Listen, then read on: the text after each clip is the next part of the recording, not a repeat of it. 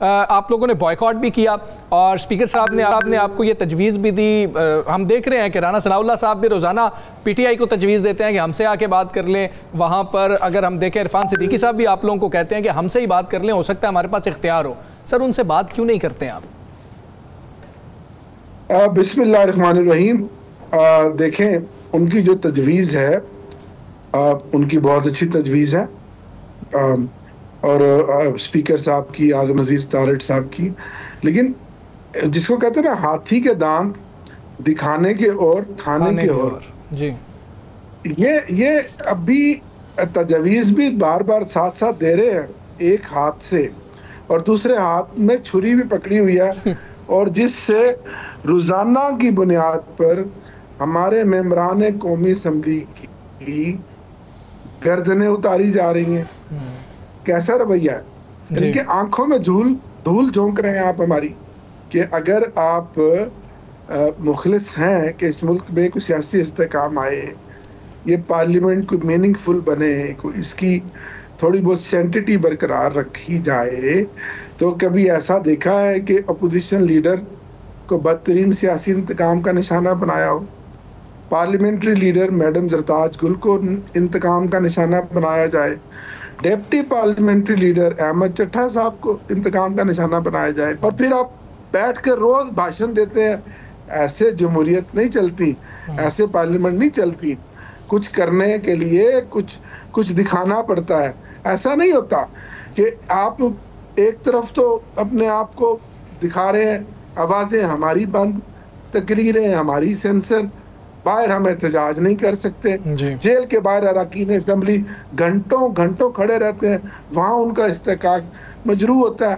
کوئی ممبر ان حالات میں ہمارا اگر کوئی غیر حاضر ہو جائے, جس کے اوپر درجنوں مقدمات ہوں, جو کہ شیخ وقاص اکرم کی ایک زندگی میں ہسٹری میں پہلی بار ہے کہ سیاسی انتقام کی پارلیمنٹ کے ذریعے ایک مثال انہوں نے بنائی ہے یا بنا رہے ہیں, تو ایسے میں آپ کہتے ہیں کہ مذاکرات کیے جائیں؟ ایسے کبھی مذاکرات نہیں ہوتے. اچھا ہمیں ڈاکٹر صاحب ایک تو آپ نے کہہ دیا, اگر آپ کو وہ یقین دہانی کرا دیتے ہیں کہ ہمارے پاس اختیار ہے اور ہم آپ کو کچھ کریں گے, تو پھر اس کے لیے پہلے آپ کی ترجیح ہوگی کہ خان صاحب سے ملاقات ہو, پھر ان کے ساتھ مذاکرات کریں. اور دوسرا یہاں پر ایک سوال اٹھ رہا ہے بار بار کہ جشن آزادی, کہ جناب جشن آزادی پر احتجاج ہوگا یا جشن منائیں گے آپ, یہ ایک سوال بار بار اٹھ رہا ہے کہ اچانک یہ تبدیل کیوں کیا گیا یہ سارا سلسلہ. دیکھیں ہماری اپنی ذاتی تو کوئی حیثیت نہیں ہے. ہم آج جس جگہ پر بھی ہیں عمران خان کی وجہ سے ہیں, اس کے نظریے کی وجہ سے ہیں, قوم اس کے ساتھ ہے. ہم پابند ہیں اپنا ہر فیصلہ عمران خان صاحب سے کروانے کا اور عمران خان صاحب کی ڈائریکشن کا. اب یہ انفارچونیٹ ہے کہ ماحول ایسا بنایا گیا ہے, پلاننگ ایسی کی گئی ہے کہ عمران خان صاحب کو اپنی پولیٹیکل پارٹی کی لیڈرشپ سے, سیاسی لوگوں سے جو معاملہ فہمی کی بات کرتے ہیں, جو سیاست کی بات کرتے ہیں, جو جمہوریت کی مضبوطی کی بات کرتے ہیں, جو ماضی کی جو غلطیوں سے سبق سیکھ کے آگے چلنے کی بات کرتے ہیں, میں ان میں سے ایک ہوں, ٹھیک ہے. ان سے پابندی, بہنوں سے پابندی, خاص لوگوں کو ملوایا جاتا ہے, فیملی سے پابندی.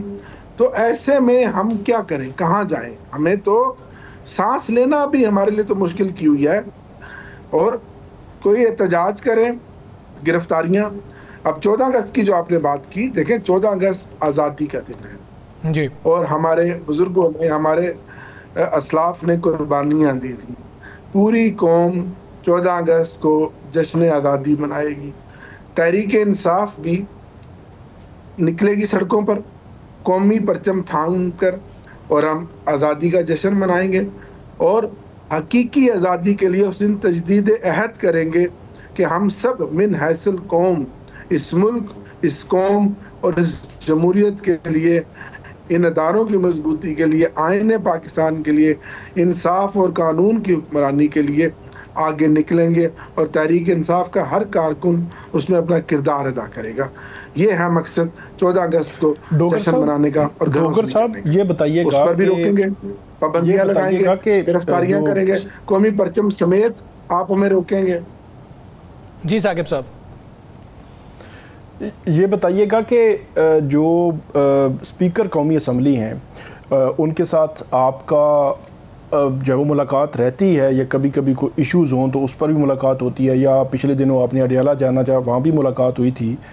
پہلے شیخ وقاص اکرم ان کا معاملہ سپٹمبر یا اکتوبر میں ہوا تھا، پارلیمنٹ سے ان کی گرفتاری ہوئی اور اس پر اسپیکر صاحب نے بہت باتیں کی لیکن عملی طور پر کچھ نہیں ہوا، اور اب جو ہے وہ پچھلے دنوں ہم نے دیکھا کہ پارلیمنٹیرینز گئے اڈیالہ جیل کے باہر تو ان کے ساتھ ان کے ساتھ جو ہے وہ پولیس نے روکا یا کوئی عجیب سی سچویشن ان کو سامنا کرنا پڑا.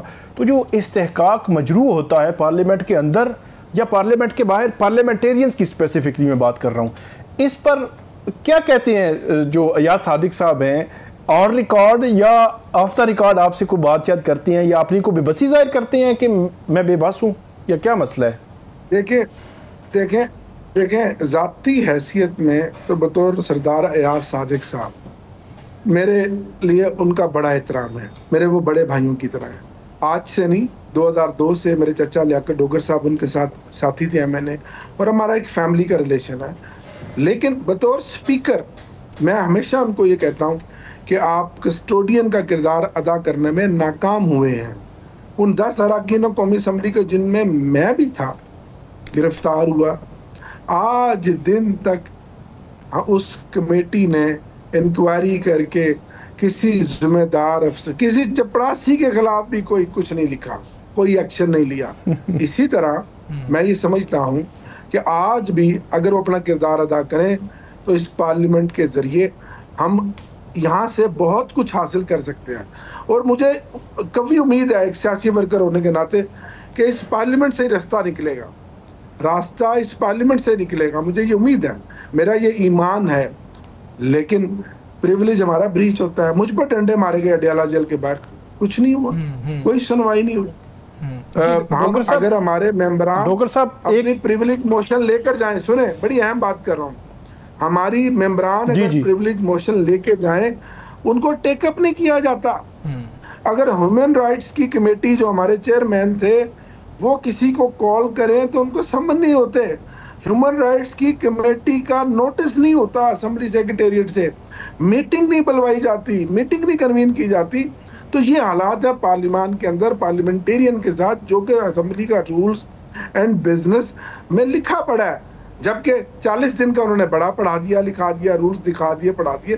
جو باقی بھی تو قانون دیکھ لیں، وہ بھی تو بنایا اسی لیے بنایا نا، عوام کے مفاد کے لیے بنایا، پارلیمنٹیرینز کے استحقاق کے لیے بنایا، عوام کے حقوق. ٹھیک ہے ڈاکٹر صاحب اس پر کہیے گا. ڈاکٹر صاحب آج اعظم نذیر ترڑ صاحب کہہ رہے تھے کہ یہ آپ لوگوں کا معاملہ ہے، عدالتوں کا معاملہ ہے، حکومت کا آپ کے کیسوں سے کوئی لینا دینا نہیں ہے. دوسرا انہوں نے پوائنٹ آؤٹ کیا کہ جی آپ کے وکیلوں نے بھی فیسیں بڑی زیادہ بڑھا دی ہیں. خوسا صاحب کا بھی ذکر کیا، 1 کروڑ تک جو ہے وہ اپنی فیس لے گئے ہیں. ساتھ انہوں نے یہ بات کی جو امپورٹنٹ ہے، انہوں نے کہا کہ جی مجھے آپ کی سیاسی ایک شخصیت کے خلاف عدالت میں پیش ہونے کے لیے 7 کروڑ روپے کی آفر کی گئی تھی لیکن میں نے وہ ٹھکرا دی.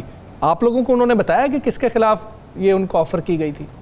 نہیں، خیر یہ بات تو نہیں. وہ بھی بڑے وکیل ہیں، کھوسا صاحب بھی وکیل ہیں، بڑے اس لیول کے وکلا احترام کرتے ہیں. اسپیشلی وہ وکلا جو ساتھ پولیٹیشین بھی ہیں، وہ مخالف بڑی شخصیات کے خلاف نہیں پیش ہوتے، اور اس لیے پر پروفیشنل وکیل انگیج کیے جاتے ہیں. یہ ایسا ہوتا ہے. مقصد یہ نہیں ہے، مقصد ہے کہ جو پوائنٹ آف آرڈر تھا جس کے اوپر لطیف کھوسا صاحب نے بات کی تھی، وہ بے تحاشا سپریم کورٹ کی وہ فیسز تھیں جو مقدمہ دائری کرنے کے لیے آئے ایک عام سائل کی حیثیت سے اس کو دینی پڑتی ہیں. اس میں 200 300 500% اضافہ ہوا. ہم وہ چاہتے ہیں